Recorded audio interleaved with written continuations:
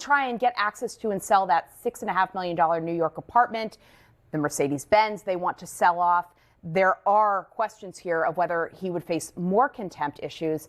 And even outside of this court in Manhattan, he has a hearing on Friday here in D.C. before a different judge, also related to Ruby Freeman and Shaye Moss, who want to hold him in contempt for a different thing.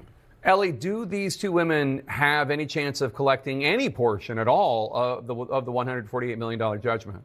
Well, Jake, they surely will recover some portion of it, but sadly, that portion is probably going to be 10% or less of the $150 million or so they're owed. First of all, as Caitlin alluded to, there are a lot of other people who Rudy Giuliani owes money to. Second of all, he just doesn't have enough assets. And even the assets that we're talking about here, the Manhattan home, the Florida home, if you total those up, it's about $10 million, which is less than 10% of the total amount that Ruby Moss and Shaye Freeman are owned. So they are pursuing his assets, as is their right, but the reality is they're never going to be made whole. This is just one case against Rudy Giuliani surrounding his conduct having to do with the 2020 election. Have you ever seen anything like what's happening with Rudy in these legal battles? I really have not, Jake, and he fully has earned it for himself. It is fitting that this is happening on January 6th because as a result of Rudy Giuliani's behavior before, during, and after January 6, 2021, he's now been found liable for defamation in this case and several others. He's under 2 different criminal indictments. He was named as a co-conspirator